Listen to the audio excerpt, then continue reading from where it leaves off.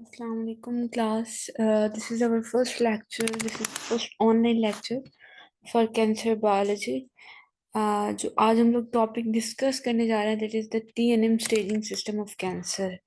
Yeah, like there are many different type of staging system जिसमें आप लोग cancer को स्टेज करते हैं कि किस स्टेज पे है किसी भी पेशेंट का कैंसर, ठीक है।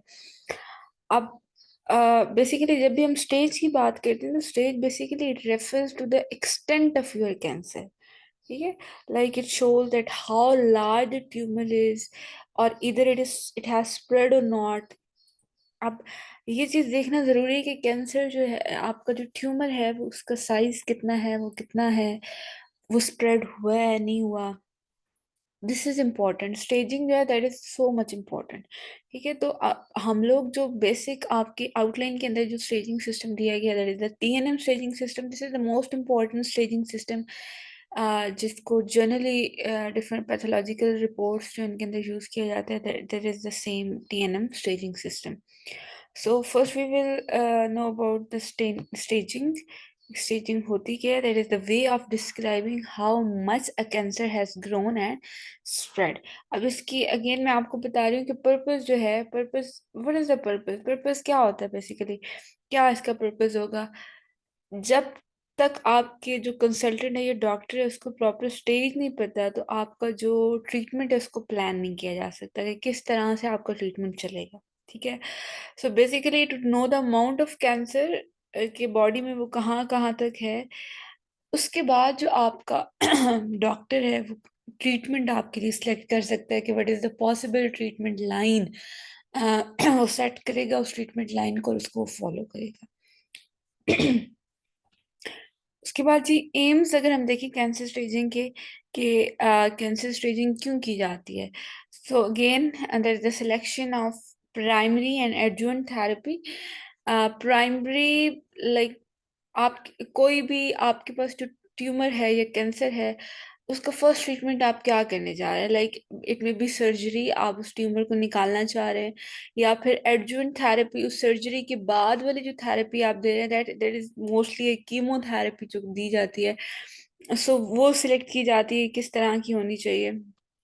एस्टिमेशन ऑफ प्रोग्नोसिस कि कितना जो है चांसेस हैं, ठीक है, कि पेशेंट जो है वो रिकवरी की तरफ जाएगा, उसकी डिजीज की प्रोग्नोसिस कैसी होगी, ठीक है। वो आप एस्टिमेट कर सकते हैं जब आपको स्टेजिंग का पता हो कि yes this is the stage और इस स्टेज में जनरली इस ट्रीटमेंट से ये वाली प्रोग्नोसिस, इतनी अच्छी प्रोग्नोसिस पेशेंट की देखी गई है।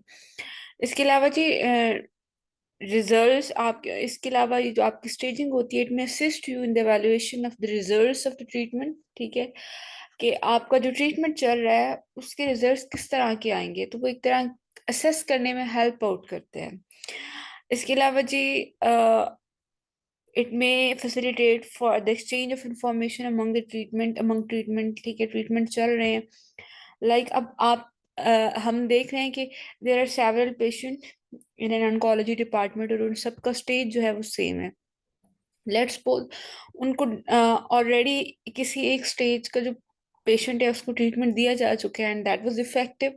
तो आपका जब स्टेज मालूम होता है आपके डॉक्टर को तो वो वही वाली ट्रीटमेंट लाइन आप पे भी सेट करता है, क्योंकि उसको पता है कि इस स्टेज के पेशेंट ने इस ट्रीटमेंट लाइन पे अच्छी प्रोग्नोसिस शो की है, ठीक है। इसके अलावा जी इट में आपका जो स्टेज है इट में help to contribute to the continue research of human cancer, ठीक है। जिस तरह से अगर हम बात करें आप आपको एज एन एक्सपेरिमेंट हम किस तरह से या एक ह्यूमन रिसर्च में हम किस तरह से यूज कर रहे होंगे स्टेजिंग के थ्रू, कि आप पे जो ट्रीटमेंट अप्लाई हो रहा है वो आपके लिए कितना इफेक्टिव था। तो ये आप डिफरेंट जो रिसर्च आर्टिकल्स उसके अंदर ये चीज़ें मेंशन की जा सकती हैं कि ये वाला स्टेज था, इसको ये वाली थेरेपीज दी गई और इस तरह की प्रोग्नोसिस हुई पेशेंट की, ठीक है। सो इस तरह से एक तरह से कंट्रीब्यूट कर रहे हैं रिसर्च में, ठीक है। ह्यूमन कैंसर्स जो है उनकी रिसर्च में भी आपको स्टेजिंग जो है वो कंट्रीब्यूट कर रहा होता है। नेक्स्ट हम लोग देखेंगे एलिमेंट्स ऑफ स्टेजिंग, लाइक कौन कौन से फैक्टर्स की बेस पे जो है आप स्टेजिंग करते होते हैं। सो सबसे इम्पोर्टेंट चीज है कि where the tumour is located in the body, ठीक है, ट्यूमर कहाँ पे प्रेजेंट है, location, location of the primary, primary tumour मतलब जो ओरिजिनल ट्यूमर होता है जो सबसे पहले बन रहा होता है, ठीक है, और फिर उससे मेटास्टेसिस होती है तो आगे कोई और ट्यूमर जो है वो स्प्रेड होता है।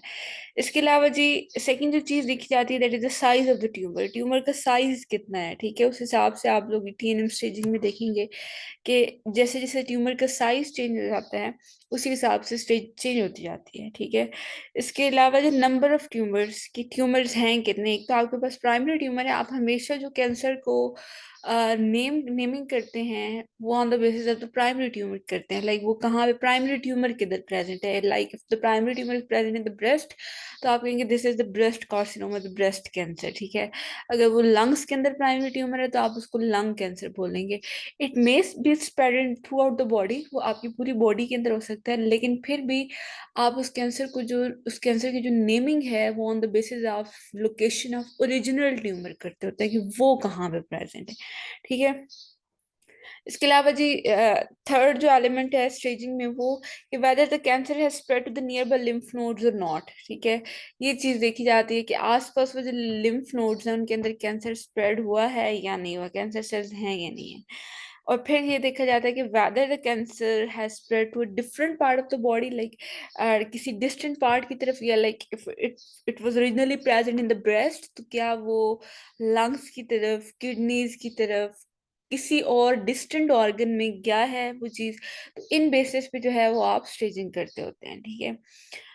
सो जो आपका जो भी डॉक्टर है वो क्या करेगा, वो डिफरेंट इंफॉर्मेशन जो है, डिफरेंट टाइप ऑफ इंफॉर्मेशन उसका कलेक्ट करेगा to determine the stage of your cancer, ठीक है। उसके बाद जो डिफरेंट टेस्ट हैं उन उनसे वो हेल्प आउट लेगा, लाइक दैट में बी द फिजिकल एग्जाम्स जो कि उस कैंसर की एक्सटेंट बता सकते हैं, इमेजिंग टेस्ट वगैरह, कोई ना कोई लैब टेस्ट जिस तरह बायोप्सीज वगैरह हो गई, तो डिफरेंट टेस्ट हैं जो कि स्टेजिंग में हेल्प आउट करते होते हैं, ठीक है जी। पैथोलॉजी रिपोर्ट्स, ठीक है, जिस तरह मैंने भी आपको बताई है पैथोलॉजी रिपोर्ट बायोप्सी रिपोर्ट्स होती हैं, तो दे में include information about the size of the tumour, ठीक है, ये ट्यूमर का साइज कितना है, वो आसपास वाले टिश्यूज या बाकी डिस्टेंट ऑर्गन्स की तरफ कितनी उसकी ग्रोथ हुई है, कैंसर सेल्स की टाइप कौन सी है, ट्यूमर का ग्रेड कौन सा है, grade and stage entirely two different things, ठीक है। ग्रेडिंग का मैं आपको एंड में बताती हूँ, staging is different and grading का जनरल एक टर्म में अगर आपको बता दूं, ग्रेडिंग बेसिकली इस चीज की असेसमेंट है कि how abnormal the cells of the tumour look, ठीक है, कि नॉर्मल सेल से वो कितने डेविएट किए हुए हैं, दैट इज द ग्रेडिंग, ठीक है।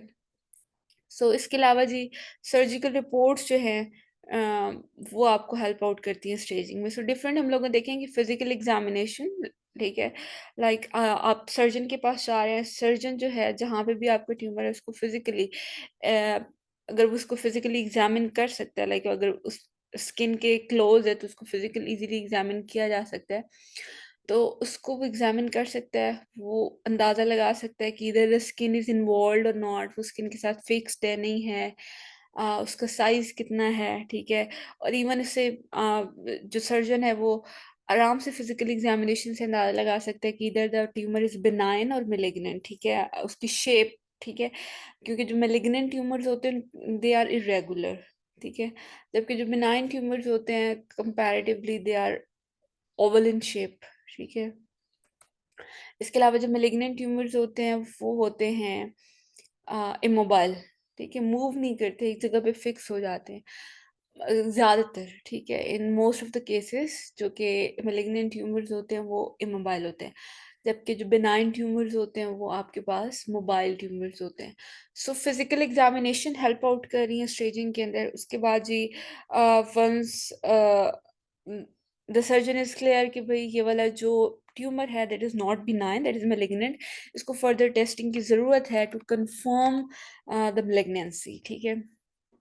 उसके लिए वो क्या करता है, उसके लिए वो डिफरेंट टेस्ट रेकमेंड कर देता है, लाइक आपको वो अल्ट्रासाउंड रिकमेंड करेगा, वो आपको एक्सरे रिकमेंड कर देगा, सीटी स्कैन्स रिकमेंड करेगा, ठीक है, MRI, डिफरेंट जो टेस्ट हैं वो रिकमेंड करेगा। अब अगर टेस्ट वगैरह जो है उनके अंदर भी वो ट्यूमर की जो शेप है, ट्यूमर का साइज जो है, उस चीज़ की क्लियर इंडिकेशन कर रहा है कि this is the malignant tumour, तो ये जो डिफरेंट टेस्ट वगैरह में ये मजीद आपको रिपोर्टिंग की तरफ लेके जाएंगे, now lead toward the pathological report, like pathology report की तरफ आप जाएं, बायोप्सी करवाएं। ठीक है, बायोप्सी जनरली क्या है, बायोप्सी में ट्यूमर जो है, ट्यूमर के सेल्स रिमूव किए जाते हैं। ठीक है, एक गन होती है बायोप्सी, उस गन के थ्रू जो ट्यूमर है उसके अंदर से सेल्स रिमूव किए जाते हैं थोड़े से, उन सेल्स को फिर क्या किया जाता है, लैब्स में स्टडी किया जाता है टू चेक कि क्या ग्रेड है उन सेल्स का, किस टाइप की कैंसर सेल्स हैं। ठीक है, और फिर जनरली जो पैथोलॉजी रिपोर्ट्स होती है वही कंफर्म करती है कि कैंसर है या नहीं है। उसके अलावा जी सर्जिकल रिपोर्ट्स जो है, ठीक है, सर्जरी हो चुकी है, ट्यूमर्स को सर्जिकली रिमूव किया गया है, तो वो जो सर्जरी रिपोर्ट्स है वो हेल्प आउट करेगी कि जो ट्यूमर जब निकाला जा रहा था तो क्या एक्सटेंट था उस ट्यूमर का, वो कहाँ कहाँ तक था, इधर it was fix to the skin और नॉट, वो किस तरह का ट्यूमर था। ठीक है, सो ये सारी जो चीज़ें हैं ये मिल मिला के क्या करती हैं, ये हेल्प आउट करती हैं टू चेक कि कौन सा स्टेज का कैंसर जो है किसी भी पेशेंट को है। ठीक है, सो नेक्स्ट हम लोगों के पास आ जाता है कि factors of cancer staging. So basically तीन मेजर फैक्टर्स हैं, जैसे कि स्टेजिंग सिस्टम का नेम इंडिकेट कर रहा है, टी, एन एंड एम। ठीक है, सो टी जो है that is based on the size of the original tumour.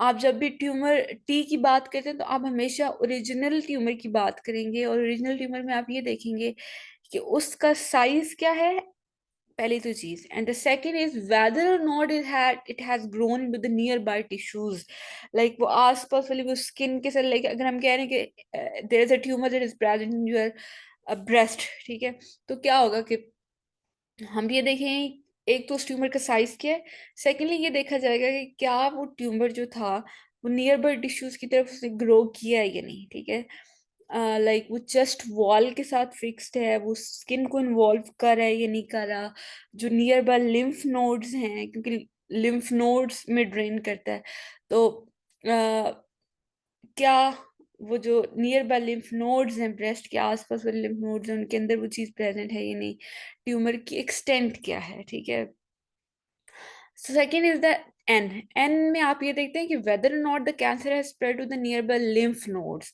उसमें entirely.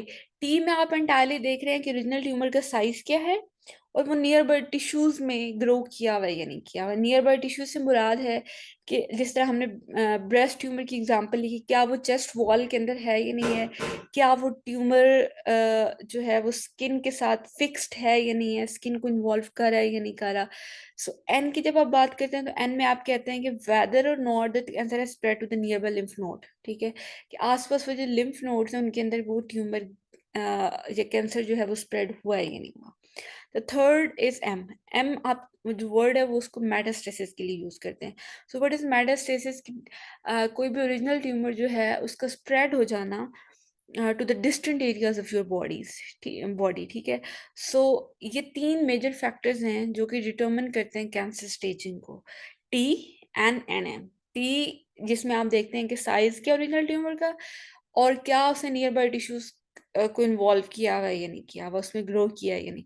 And for the lymph node, lymph nodes involvement है या नहीं है, अगर है तो कितनी है, ठीक है, कितने लिम्फ नोड्स इन्वॉल्व हैं। एम, कि क्या मेटास्टेसिस हुई है या नहीं हुई। So basically these are the three factors for the cancer staging. Wait a minute.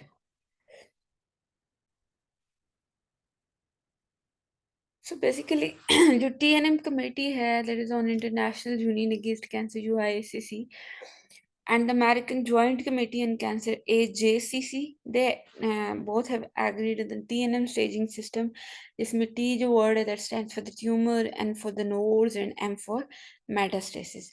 So first जो आपके पास आ जाता है that is T, that is for tumor, that basically T जो है it classifies the extent of the primary tumor। ठीक है, और इसको आप जनरली जो normally it has given as T0 to T4।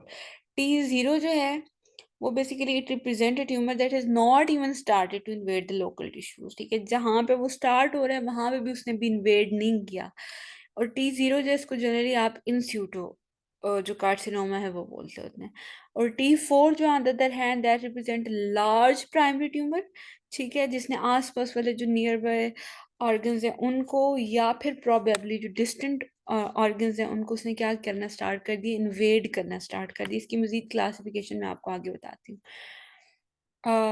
The next word is N that classifies the amount of regional lymph nodes involvement, कि कितने जो उस रीजन के अंदर lymph nodes हैं वो इन्वॉल्व हो रहे हैं। N0 means no lymph node involvement, जबकि N4 means extensive involvement, ठीक है। नंबर, ये नंबर नहीं आता, लाइक जीरो का तो मतलब ये है कि कोई लिम्फ नोड इन्वॉल्व नहीं है, जबकि N4 का मतलब ये नहीं कि 4 लिम्फ नोड्स इन्वॉल्व हैं, ठीक है। इसमें मजीद कैटेगरीज हैं, इन अ वाइल मैं आपको वो भी दिखा देती हूँ। लेकिन फिलहाल आप लोगों ने ये याद रखना है कि जो N4 that shows the extensive involvement, की काफ़ी ज़्यादा लिम्फ नोड्स हैं वो इन्वॉल्व हो चुके हैं, ठीक है। एंड M4 मेटास्टेसिस, अब इसमें आप लोग जनरली अगर मेटास्टेसिस नहीं है तो M0 लिख देते हैं, M0 लिख देते हैं, और M+ लिख देते हैं इफ़ देयर इज़ मेटास्टेसिस, ठीक है। जनरली इसमें जो है जो जनरल रिपोर्ट्स होती हैं उसमें कोई नहीं हुई हुई होती क्लासिफिकेशन फर्दर कि M1 है, M2 है, नो। आप कहते थे कि M0 है, लाइक कोई मेटास्टेसिस नहीं है, या M+ है, मेटास्टेसिस हो चुकी है, ठीक है। क्योंकि प्रोबेबली जब भी डिस्टेंट ऑर्गन्स की तरफ जा रहा है, कैंसर स्प्रेड हो रहा है, तो देयर इज अ चांस कि वो कैंसर सेल्स जो शेड हो रहे हैं वो डिफरेंट ऑर्गन्स की तरफ जाएंगे, ठीक है। लाइक अगर आपको एक ऑर्गन की तरफ नजर आ रहा है तो प्रोबेबली वो डिफरेंट ऑर्गन में स्प्रेड हो चुके हैं, वो कैंसर सेल्स शेड हो चुके हैं, वो डिफरेंट ऑर्गन में जा चुके हैं। तो या आप कहते हैं कि मेटास्टेसिस हुई है, या आप कहते हैं कि मेटास्टेसिस नहीं हुई, ठीक है। सो इसको जो फर्दर है वो हम नेक्स्ट देखते हैं।